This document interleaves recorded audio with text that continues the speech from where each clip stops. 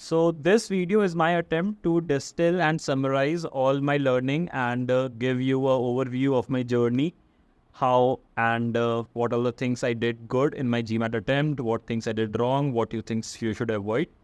So starting with a bit about me, my name is Piyush Chaudhary. I graduated in 2019 from IIT ISM Dhanbad. I am a petroleum engineer by education, and by profession I am a drilling engineer for the past 5 years. It is a very interesting job. We literally go offshore and do our operations there.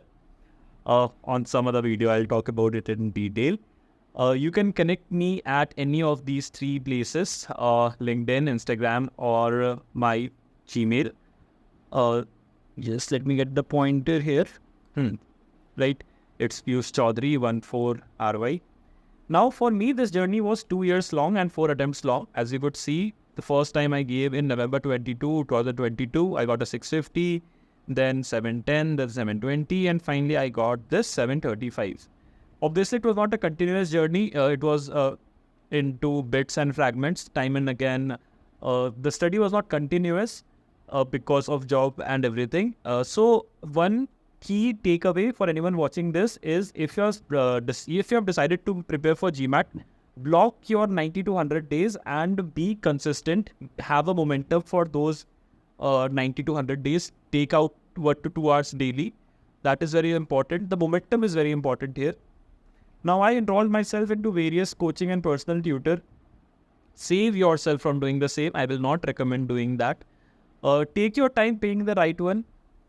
See their free material over YouTube, over Gmat Club, on their own website, and then decide and stick with them till the very end. A big mistake that I did was I was jumping between tutors. So the idea is, like, my biggest learning was don't be scared when the going gets tougher. Like, go all in. Don't be scared, nervous when you're not able to grasp something. The learning lies beyond that point. A metaphor that I can give is, think of it as turbulence. When the flight is about to reach its cruising altitude, just before that it has to pass through clouds, and then there's turbulence. So you cannot reach greater heights without that turbulence, and at every turbulence don't think about switching. So yeah, a bit about my score. I got 100 percentile overall, 94s in quant and 99 in both verbal and DI. Moving on to how to think about your preparation. So what I would suggest is think of your preparation in 2 steps. The first step should be that if, say for example, I give you 10 random questions of quant, DI or verbal from Gmat Club, medium and hard combined, and I say there is no time restriction, take half an hour, take 1 hour to solve each question, no problem there. If you are able to get 8 of 10 right, then you can be rest assured that you are there conceptually. The only thing that is now holding you back is to do that in a timed manner. Because when you do it in a timed manner, there are a lot of other variables that you need to balance, right? So the first step is learning the concept. How do you know that you have learned all the concept? Is if you are able to do 8 out of 10 questions right without any time restrictions. And then the second step is mock. There you need to develop the temperament, the strategy to solve mocks. I'll talk about mine in the later slides.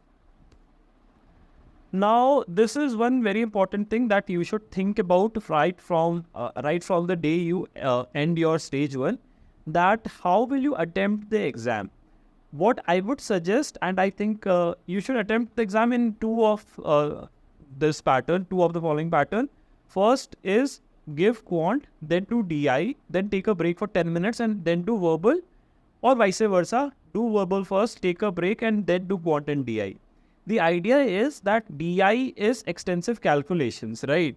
A lot of data is thrown at you. So you'll be well off if you have a momentum already maintained from quant. Quant is comparatively easy. So as and when you build your momentum in quant, you can take that into DI and then take a 10 minutes break. Then you can refresh your mind and then go to verbal, because verbal is completely different, right? So that is what I would suggest. And the first one is what I did. I did quant, then DI, then took a 10 minutes break and then did my verbal section. moving on, let me talk about my quant strategy and the things about quant in detail. So again, there are two parts of performing well in quant. The first is to know all the concepts very well. The second is reading the questions very carefully in exam. For concepts part, being an IIT engineer, concepts were never difficult for me. Even my job revolves around a lot of numbers, so I was not in a very unsafe zones, so to say. Right, a few concepts where I lacked confidence were PNC and probability, so I read them from a coaching. Right, so you can pick any coaching, all the coaching that are available in market. The math section is pretty good and pretty standard across. So that is from where if you lack in something, you can study from there. Now, this is very important, reading questions very carefully. This is the key in my opinion. And see, the quant is very cooperative as well. As you could see in the 21 questions, I got just one question wrong, but I am at 94th percentile here, right? So, quant actually is very tough in terms of a competitive exam because most of the people get all the 21 questions right. So, you should not do more than 2 mistakes. And even if you do 2 mistakes here, you'd get at 90th percentile, right? And the only way you can do a mistake in quant is if you read something wrong. Because I do not remember the exact question, but I am pretty sure that this question I got wrong is because I read something wrong. Because conceptually, there is hardly anything new to learn. And in the stage 1 of your preparation, you are already thorough with your concepts. So, the accuracy here really matters a lot. And for that accuracy, you need to really have a very calm state of mind. That is very important. Now, for time management, my only criteria was I divided the section into 3 quartiles, 7 questions, 14 questions and 21 questions, 15 minutes each. So every 15-minute section, I was targeting that I have 7 questions done. So say for example, the clock is ticking backwards and you are at 30 minutes. So at that point of time, you should either be on question number 6, 7 or 8. Nothing below 6. If you're below 6, then rush. Right? Now, then I'll come to this thing of focus addition where you could edit or review your question. So see, it can give you a very false sense of calmness that, okay, you are missing this question. You can come back to it later. What I realized giving mocks that only in quant I was ever able to get back to questions. In verbal and DI, I was never ever able to get back to a question. So the idea was simple that only in quant I'll bookmark something for review. For verbal and DI, I will not do that. I'll do all at once. And if I'm not able to do, then I'll leave that question. I'll not think of coming back to that question because anyway, I do not have time. So in quant, as you could see here, on the third question itself, I took 4 minutes and I was not able to solve it in the very first try. So this is a cumulative 4 minutes. I think somewhere around 2.5 minutes, I realized that I'm not able to solve it. What I did, I bookmarked it, as you could see here. I bookmarked it and I left it at the end of the exam. So 2 takeaways here. You should be very clear from your mocks that are you able to complete all the questions and do you really have time to review in your mocks? Because anything out of the box won't happen on the actual D-Day in terms of your attempts, right? So be very clear on that. Now, this is what I think is very important, that for the first 8 to 9 questions, you should be really very careful and try to get all of them right. Although in quant, my percentile got thrown back because quant is actually very cooperative that way. Yeah. But in other section, it actually works. I'll show you later. Now moving to DI. DI in my opinion is a very, very challenging area. Although I did get a 99th percentile. But yeah. So, again, as I said before, I will suggest you do DI right after quant so that you're in a flow for calculations. You're in a flow of seeing numbers, comprehending them, analyzing them, right? Make full use of the calculator. You have a calculator in DI section. Do not do any calculation without that calculator. Like I was doing all the questions using that calculator. A thing to remember here is while giving your mock, you need to get that sense that in which questions you need to open the calculator and in which questions you do not need to open the calculator. Because if a question needs calculator and you are not opening a calculator, you are wasting time. If a question doesn't need calculator and you are opening calculator, it's wasting time. So you should while you're doing mocks, this is the sense you need to develop which question needs a calculator. Then from mocks, I knew that I was never able to complete all the 20 questions. So I said to myself, okay, we'll just solve 18 questions. Let's just focus on the first 18 questions and try to get them right. And on the last 2 questions, we'll just strike away. Right? So that is what I did. So that strategy you should also follow, because until and unless you are very, very intelligent, it's very hard to reach here. But yeah, you can. I was not able to. Now, for me, DI divided into, I think of DI in 3 areas. The one is data sufficiency, the second is multi-source reasoning, and the third is everything else. For data sufficiency, you really need to practice a lot, and a lot of questions comes from data sufficiency. Like in my 11 question attempt, I think 3 to 4 were of data sufficiency. Right.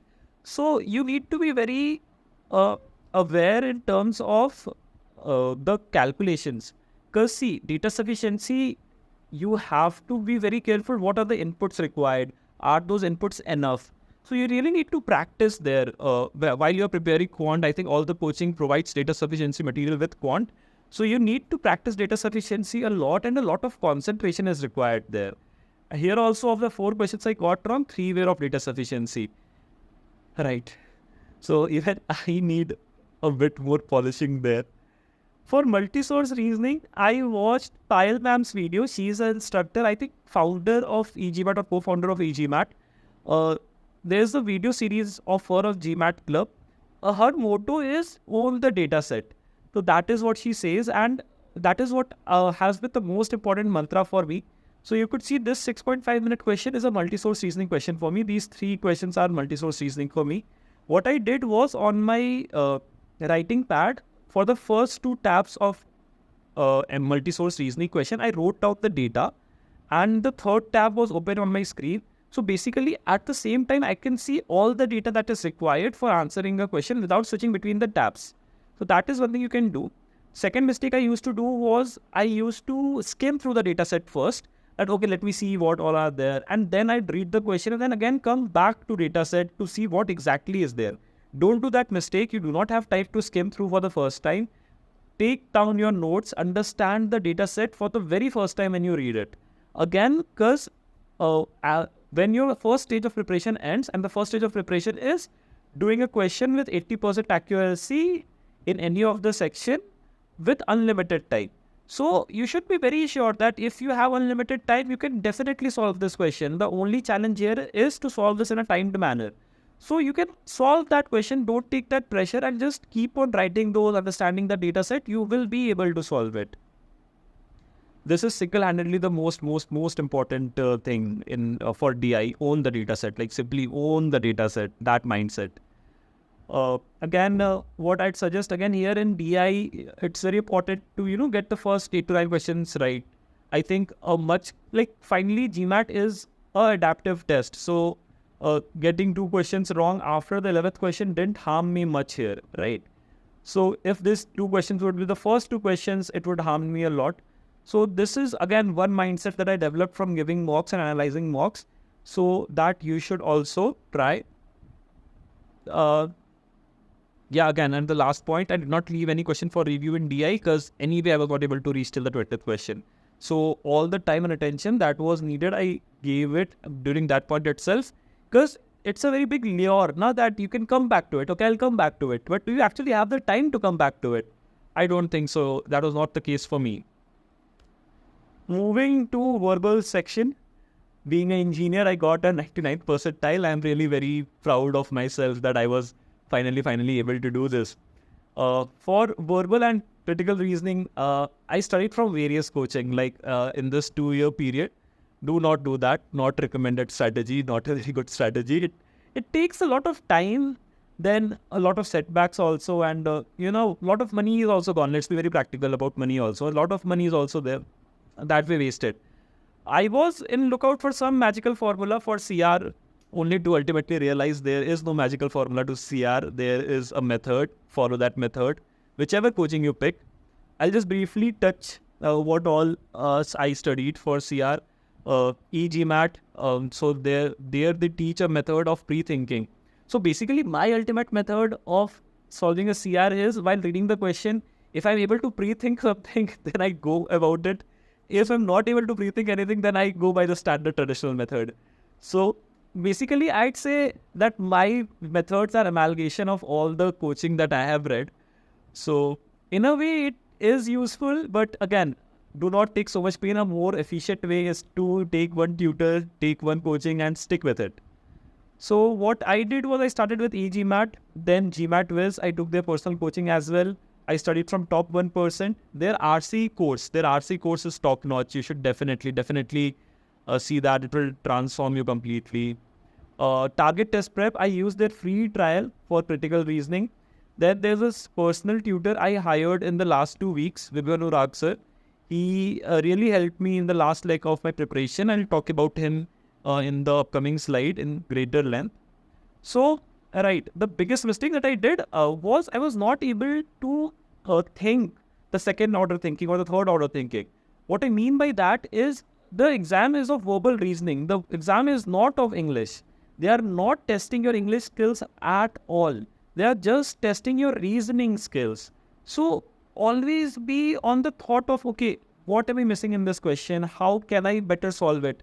Do not get into the temptation of, okay, you're finding it difficult. Maybe the tutor has not taught you well, or you go and see the answers. Don't fall into that trap and temptation. Stick with question, say for 10 minutes, 20 minutes, 30 minutes.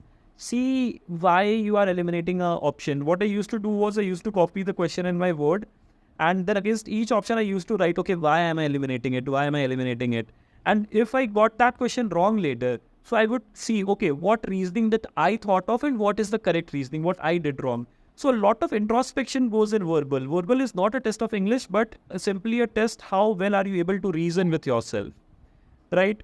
So the key learning, the key takeaway you should take from this slide is find a teacher whose way of teaching resonates with you. Stick with them till the end. Do not jump teachers, or else you'd be wasting a lot of money and time like me.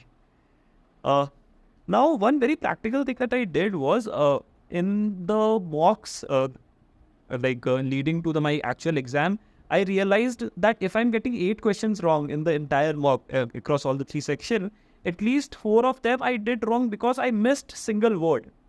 Some word that I missed, some word that I skipped, or some word that I ate, so to say. So what I did on my writing pad, I wrote big letters that read every word and that put in front of my screen, so that I do not miss, like I'm reading a question and then I'm read every word. So that I am sure that every question, every word I have read properly. Now, I'll just walk you through this. So basically last 2 questions I got wrong, and here in between I got a question wrong. This is RC, and this last question is CR. So yeah, more or less, I was very satisfied with my performance. Now coming to this one slide, if I had to start all over, how would I study verbal, like as an engineer? So this is what I would do. Pick any coaching, like any coaching. All coaching are standard, all coaching are good. They really provide a lot of good material, lot of ways to think. The only thing is you have to stick to the end. For me, target test prep course on CR resonated a lot with me. For top 1%, RC resonated a lot with me. Complete it to end, revise. Like in the last attempt, if something I did different was I revised my notes for the first time in the entire Gmat prep. I know it's a very silly thing to say, but yeah, those things actually make difference. And ask all your doubts, like Gmat, top 1%, they have a system of mailing the tutor. You can also, I think, call Gmat Wiz also has that. So like always get your doubts clarified. Write them mails. Like, do not jump. Just stick with questions. If you do not get a question, you do not get a question. Your ultimate aim is to get that question. There's no point solving 10 different questions. It's very important to solve at least 5 questions with utmost depth. Like you can teach it to someone, or you need to have that level of depth. Now once you reach that 60 to 70% accuracy, you need to fine tune your methods. For that, again, connecting with the tutors personally really helps. And I think all the coaching has that last mile push. For me, there's this personal tutor, Vibhu Anurag. He really helped me a lot. I am really grateful to him. what happened was, what I needed personally was that where am I going wrong? Because I reached that accuracy level in a hard question of 60%, but again, in the GMAT, those hard questions really matter. Those hard questions really count. If you get them wrong, then so I was at a 720 again, right? So to make that jump from 722 onwards, I really needed to understand that. So what I did, what Vibhu sir did for me was basically we sat down and we were solving completely new questions. He was solving for me that, okay, and he was speaking out loud how he's thinking, how he's solving. So that really gave me a sneak peek into his mind, how he is thinking. And I think you can get it from him, or you can get it from any other coaching that you have taken. But I think this really becomes a very important step in cementing your preparation. And I'm really, really grateful for Vibhu sir for doing that with me. Although it was just 2-hour classes that I took with him, but those 2 hours were very valuable. And he's a very humble person as well. I really enjoy talking to him. Now, this is a request from my side to all the Indian coaching people who are seeing this video. Can you make CR or RC tutorials in English? Like, not in English, like the way we talk. Because it is finally a reasoning exam. Reasoning relates to how you think. And we all think in our mother tongue. मतलब मैं हिंदी में सोचता हूँ, मैं English में नहीं सोचता हूँ, मैं नहीं सोच सकता हूँ इंग्लिश में, right? तो the point is, if you make the language that clearer, maybe it will help students reach this efficiency much faster. So yeah, that is a request if that is a possibility. Also, there's this lack of thing that if people can record them giving mocks and put that video online so that students can see, okay, even teachers get stuck somewhere, right? So, like, I'm not saying that makes any less of you. If I give this exam again, like, I'll get somewhere around 96, 97, like anything above 95. On a very good day, I'll get 100. But the thing is, to understand, to see this and understand how the person is thinking, and to see how they are real time strategizing themselves, how real time they are thinking. So maybe those kind of videos are not there. It would be really great. And yeah, that is it. I hope anyone watching this video really found it helpful. And yeah, thanks for bearing with me for this 20-25 minutes. And any question, anything, you can connect with me on these links, right? And yeah, let's meet, let's talk, and I'm there to help.